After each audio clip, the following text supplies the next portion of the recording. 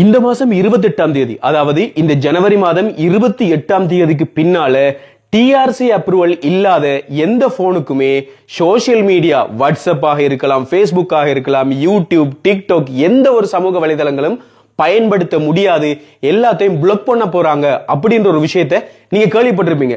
அப்போ இந்த போன் பயன்படுத்த முடியாதா, இந்த போன் பயன்படுத்த முடியாதா, இந்த போனும் பயன்படுத்த முடியாதா அப்படின்ற பல கேள்விகள் உங்களுக்குள்ள இருக்கும். இப்படி இந்த போன் எல்லாம் டிஆர்சி அப்ரூவல் இல்லைன்னு சொன்னா உங்களால பயன்படுத்த முடியாது, இதை பிளாக் பண்ணி விட்டுருவாங்க அப்படின்னு சொல்லி உங்களுக்கு ஒரு புரளி கிளப்பி விட்டுருக்காங்க. புரளிண்டா புரளி இல்ல, அது உண்மைதான். ஆனா இதுல ஒரு விளக்கம் ஒன்று இருக்குது. அந்த விளக்கத்தை நான் உங்களுக்கு தெளிவா தரேன். இப்போ நீங்க உங்களோட போன் எடுத்து பாத்தீங்களா இருந்தா, உங்களோட போன்ல *#6 அடிச்சிங்கன்னு சொன்னா இமி நம்பர் இப்படி காட்டும். இந்த எமி நம்பர் இலங்கையில் இருக்கக்கூடிய டிஆர்சி அப்ரூவலை பெற்றிருக்குதா, இது அங்க ரெஜிஸ்டர் பண்ணப்பட்டிருக்குதா அப்படின்னு சொல்லி ஒரு அப்ரூவல் ஒன்று கொடுப்பாங்க. அந்த அப்ரூவலின் அடிப்படையில் இந்த போன் இலங்கையில விற்பனை ஆகும்.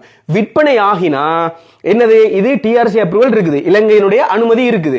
இப்போ இந்த அனுமதி இல்லாத போன் இருக்குதானே, இந்த அனுமதி இல்லாத போன்ல எந்த விதமான வாட்ஸ்அப்போ, ஃபேஸ்புக்கோ, யூடியூபோ, சமூக வலைதளங்கள் பயன்படுத்த முடியாது, அதை பிளாக் பண்ணிடுவாங்க அப்படின்னு சொல்லி இருக்கிறாங்க. உண்மையான விஷயம் என்ன தெரியுமா, இந்த மாதம் 28ஆம் தேதி கெசட் பண்ணினா கூட உங்களுக்கு ஆக குறைஞ்சது 3 மாத காலம் அனுமதி தருவாங்க. எதுக்கு தெரியுமா, இப்போ இந்த போன் நீங்க வெளிநாட்டில இருந்து கொண்டு வந்திருக்கீங்க வச்சுக்கொள்ளுங்களேன், வெளிநாட்டில இருந்து கொண்டு வந்திருக்கீங்க. அப்படி இல்லைன்னு சொன்னா உங்களுக்கு யாரோ இதை அனுப்பி இருக்காங்க. அப்படி இல்லைன்னு சொன்னா நீங்க யார்கிட்டயோ பாவிச்ச போனை நீங்க வாங்கி இருக்கிறீங்க. அப்படி வாங்கி இருக்கிற சந்தர்ப்பத்துல இதுக்கு டிஆர்சி அப்ரூவல் இருக்குதா இல்லையான்னு கூட உங்களுக்கு தெரியாது. எனவே உங்களுக்கு அரசாங்கம் சொல்ல வேணும்னு சொன்னா இதை இந்த வெப்சைட்டுக்குள்ள போயிட்டு, அப்படி இல்லைன்னு சொன்னா இந்த எஸ்எம்எஸ் மூலமாக நீங்க இதை பதிவு செய்து கொள்ளுங்க அப்படின்னு சொல்லி என்ன செய்வாங்க, உங்களுக்கு ஒரு கால அவகாசம் ஒன்று தருவாங்க.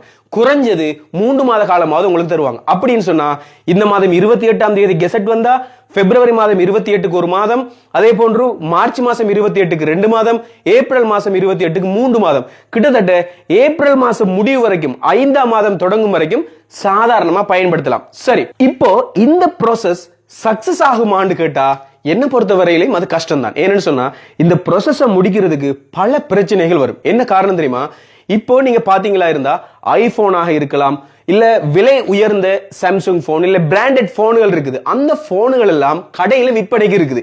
எப்படி தெரியுமா, வெளிநாடுகள்ல சாதாரணமா இலங்கையில இந்த போனை நமக்கு தந்தாங்கன்னு சொன்னா இந்த போனை நாங்க பயன்படுத்துறதுக்கு எவ்வளவு காலம் எடுக்கும். இப்ப இதுக்கு 1 வருஷம் வாரண்டி தராங்க நமக்கு. இந்த 1 வருஷம் முடிஞ்சதுக்கு பிறகு போன் நல்லா தானே இருக்குது, நம்ம இன்னும் பாவிப்போம் அப்படின்னு சொல்லி இன்னும் பாவிப்போம்.